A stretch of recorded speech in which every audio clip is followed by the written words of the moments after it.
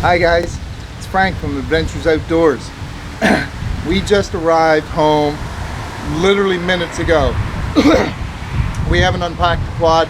I was going to do, and I've done this in the past with the other trips, is do a post-mortem onto what we brought, what we would change, what we would do a little differently.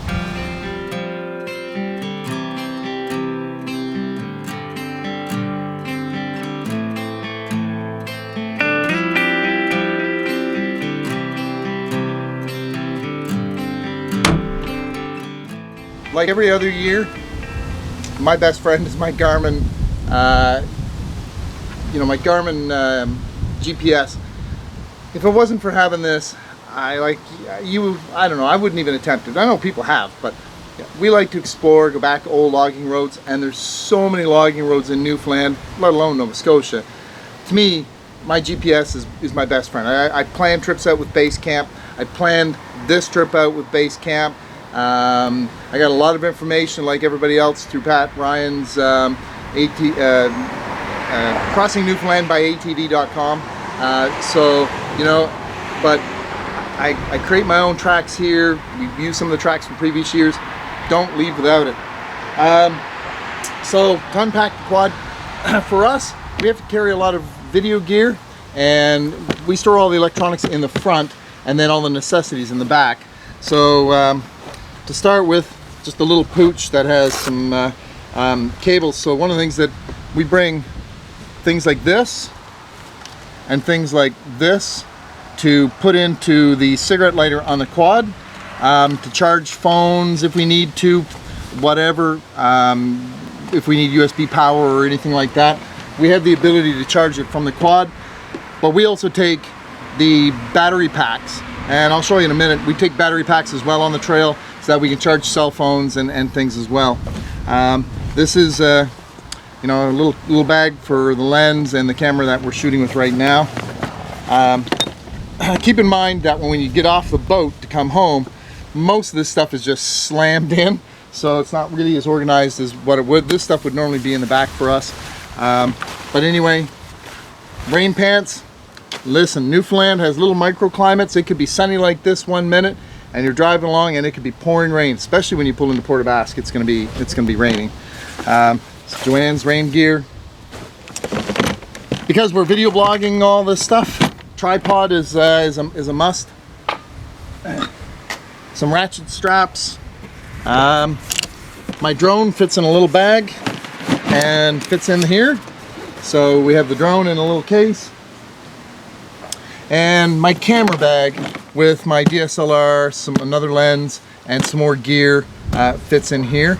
As well, I bring a laptop, a little tiny Mac that has Base Camp on it, so that when we have any issues or we hear of closures, we can plan and create routes for the GPS alternative to what we were planning when we went. And secondly, we like to transfer all the files from our video gear and photos onto a portable hard drive and then clear the cards for the next day. And then Connell has a little USB drive, and I copy it on everything then onto his drive. So Connell has a backup of the original files on his quad, so if anything happens, we still have them. So every night we would sit around, have a few pops, and copy files over off of all the different gear, the different GoPros, the video camera, the DSLR. So it becomes quite a process in the evening for us, but we enjoy it. And a few pops, some junk food, it's always fun.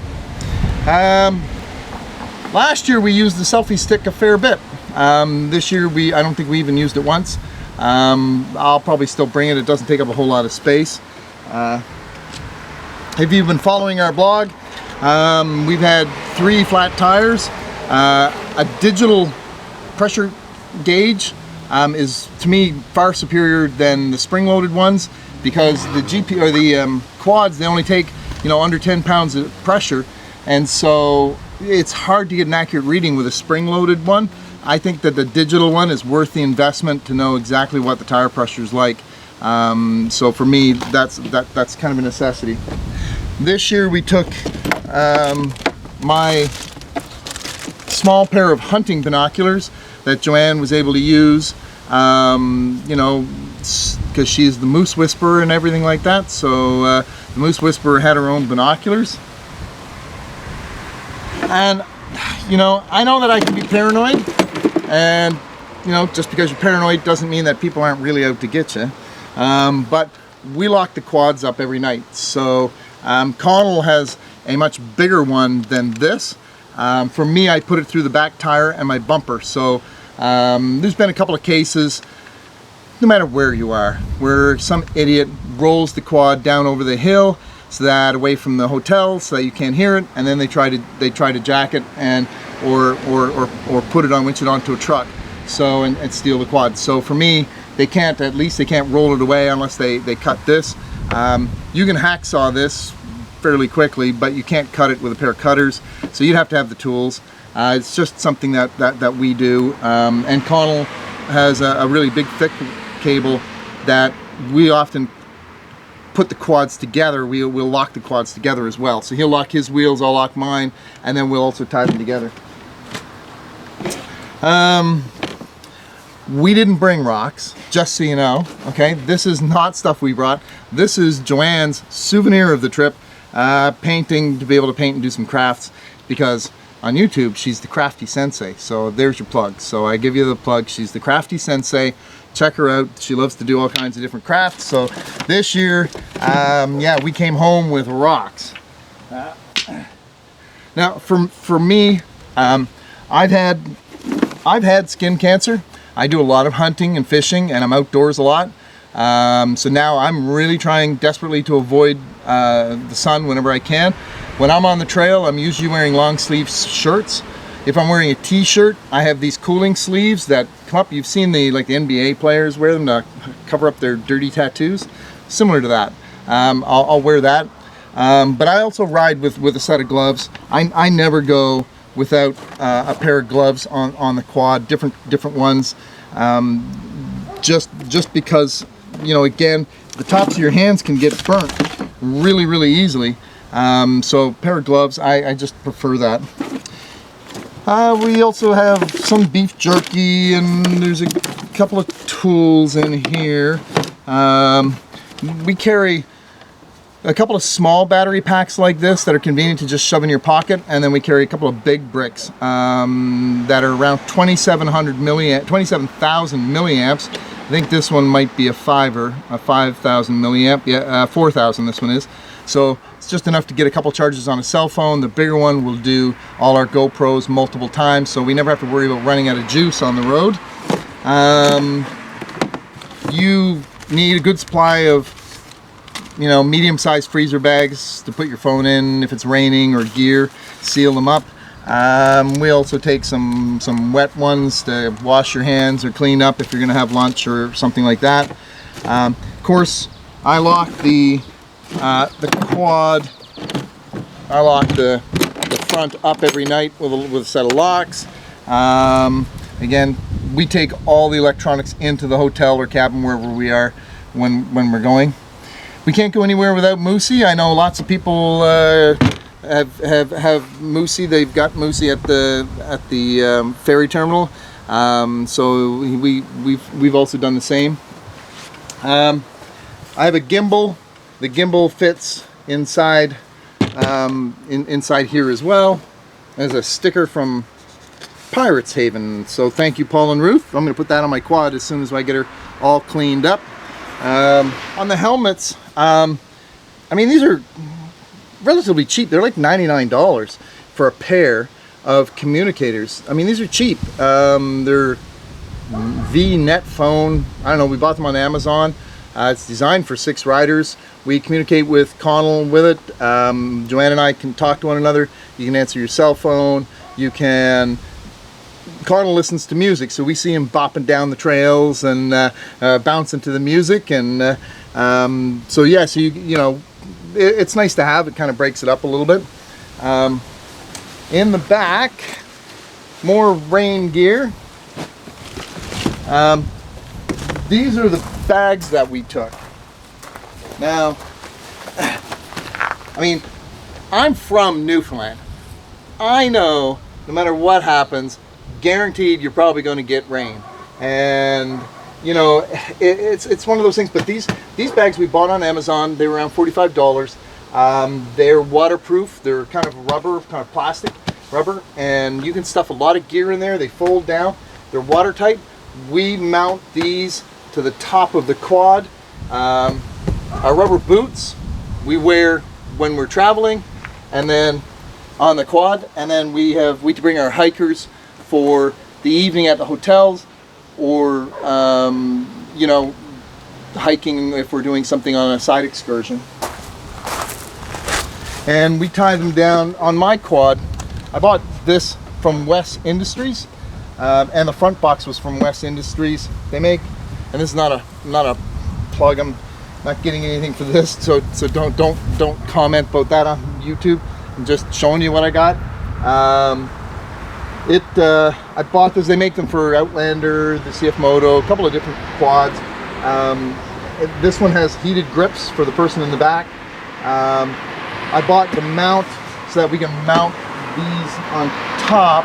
I had to put Jimmy a little piece of wood in there because it sagged too much and it was kind of down on the light, and I was afraid it was going to break the light, and that this was eventually going to crack or just completely warp.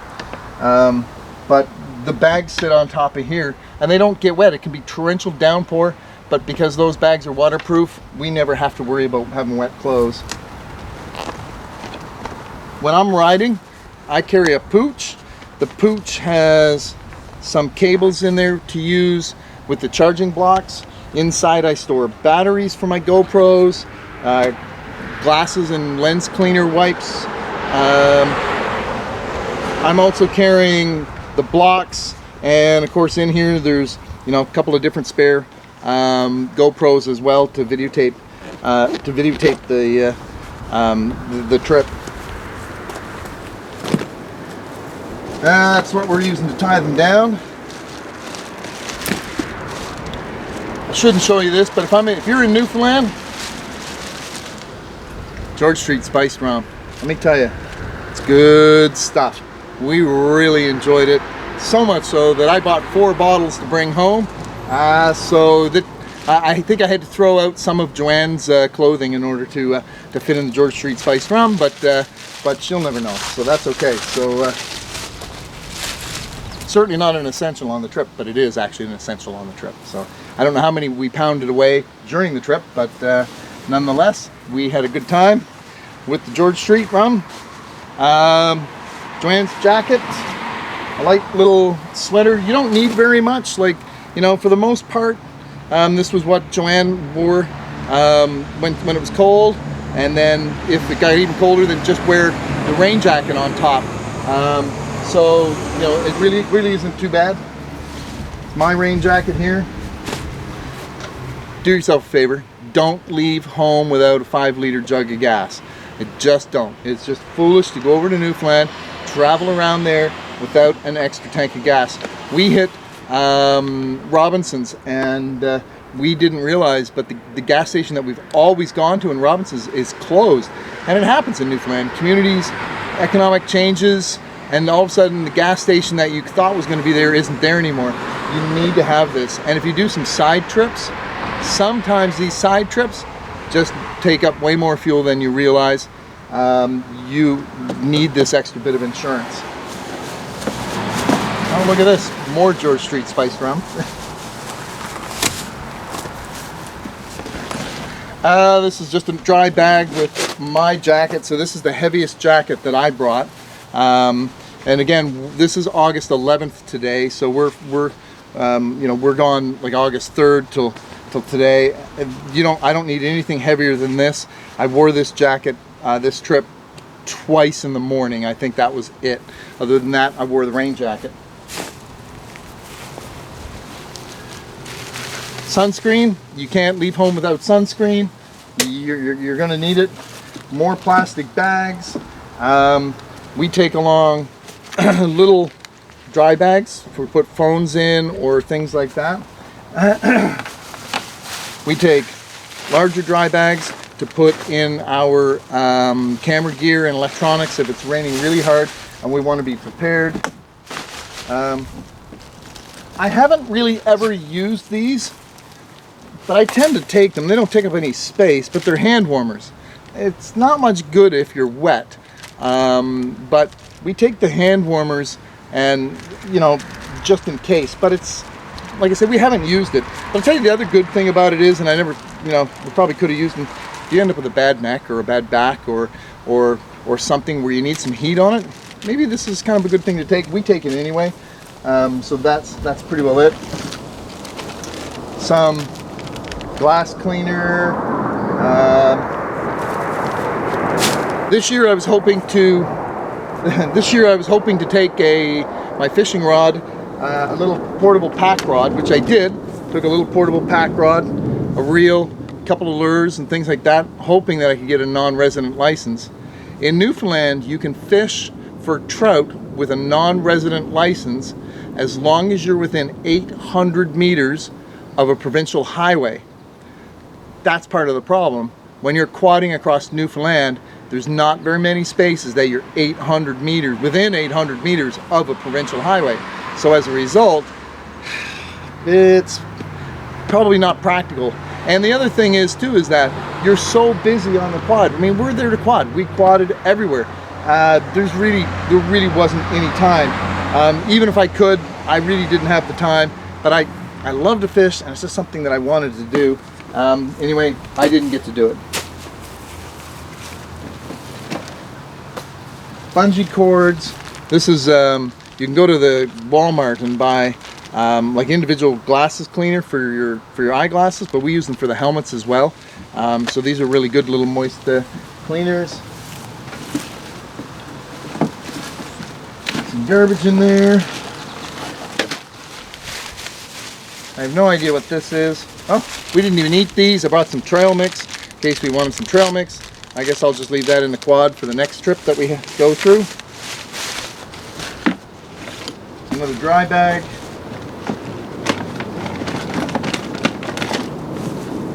Underneath the seat in my quad are tools.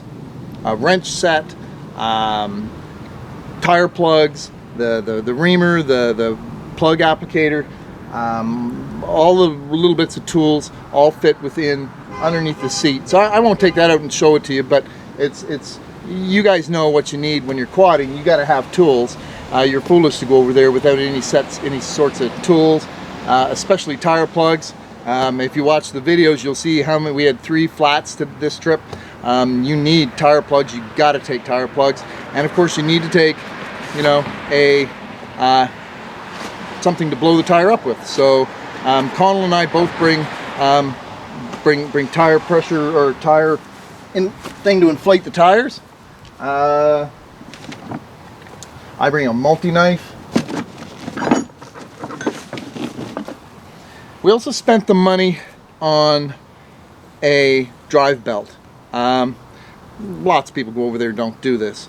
My problem is, and this actually happened to friends of ours in Yarmouth, is that they blew a drive belt on the trip early, like within the first day. And if you watch some previous videos to this, or they're coming up, one or the other, you'll see they had quite a bit of trouble during the trip, and I'm going to explain on another video. But one of the problems that they had was they did blow a drive belt. For me, we always carried a drive belt just because, and I'm not really mechanically inclined. I can do some minor things.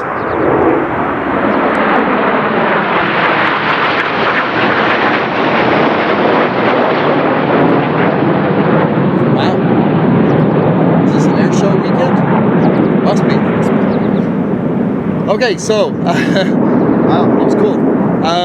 We always carry a drive belt because, you know, if I blow a drive belt on this trip across Newfoundland, they may have to order it. I may not be able to buy one, but again, I'm not very mechanically inclined, so, but I'm sure that I could hire someone to put this on, or find somebody who's more mechanically inclined than me to be able to put it on. So for me, I just want to have the drive belt. You gotta have the toilet paper, folks, when you're going across Newfoundland, especially if you bring your wife. So you gotta have that.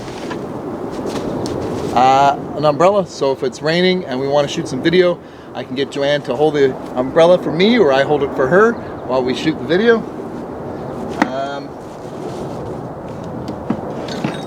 I bring a hitch for the back of the quad and a ring so that we can, if I had to tow Connell, then, or somebody else, then I can do it. Connell brought the same thing up for his, so that if there was a problem, we'd have the ability to tow one another out.